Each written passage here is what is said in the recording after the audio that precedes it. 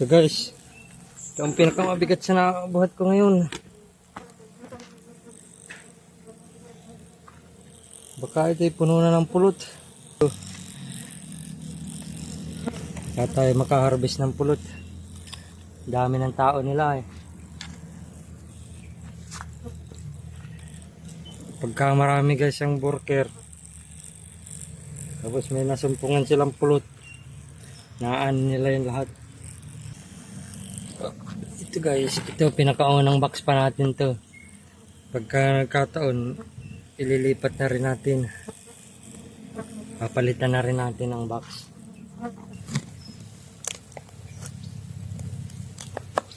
Yung tatapat yung kamay ninyo doon sa pupuntahan ng kutsilyo at biglang umigkas. Disgrasya pa kayo. Yan. Dali naman. Mayroong bahay sa ibabaw. Titingnan rin natin sa ilalim kung may bahay pa rin. Para tayo makapag-split. Ayan o. Oh. Ayun. Wala tayong photographer. Dami ng tao nila guys. Kadalawang rayna nito. Ayun o. Ito may pulot rin o. Takloban natin at nagagalit ang mga tauhan. Hindi yung tauhan. Bubuyugan.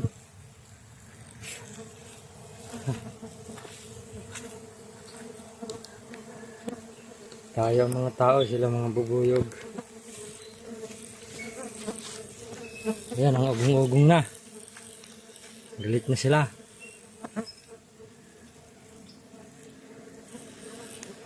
Tingnan natin sa putulan kung meron ding ipon sila sa ilalim.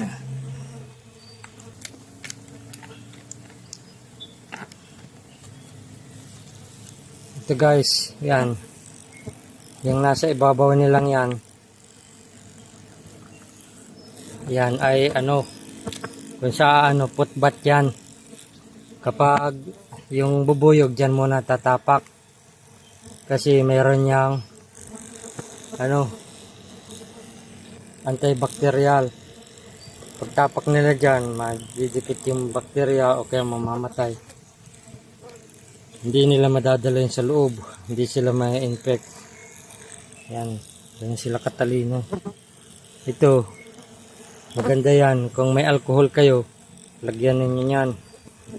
Tapos yung mga sugat-sugat ninyo, yun ang ipanglilinis ninyong alcohol na mayroon yan.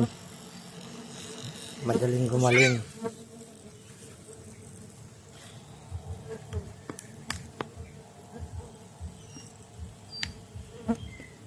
Yung mga anak-anak ninyong may sugat, yan ang gamot.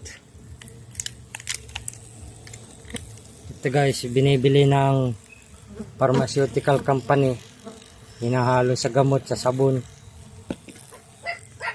Hindi pa tayo niya nakakapag-produce kasi maliit pa ang ating farm.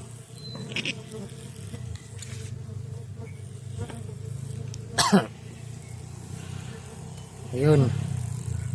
Naputol na natin. Wala ring ano, nag-ibabaw na naman sila.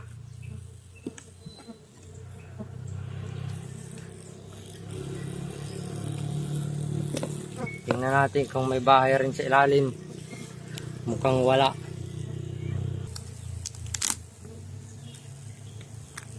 Ay, pulot guys. Daming pulot.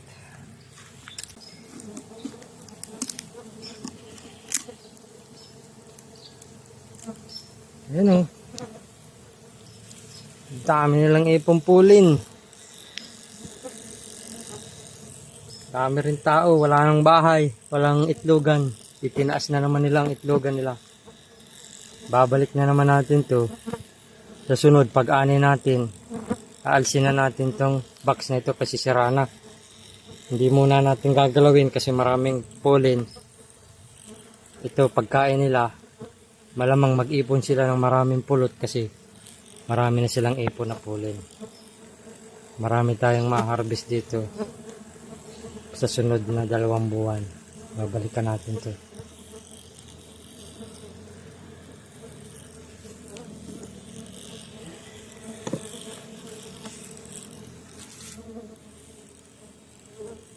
Tatapang pa. Oh, daming tao. Daming bubuyog. Kasi kung sirain natin yan, yung ginawa na nilang mga base ng pulot yun, doon na lang nila iipunin, ay magagawa na naman silang panibago, maabala pa. Sa halip na ipon na lang sila ng ipon ng pulot, ay maabala pa sila. Kaya ang gagawin natin, isuli na lang muna natin yan para hindi na sila maabala. Dami nilang worker bee, mabilis ito makakaipon. Yan guys, yung kinuha natin yung kaamoy nila yan, naamoy. Diyan sila dumadapo. Susuli natin yan dun. Pinagkunan. Para makabalik sila dun. Ito.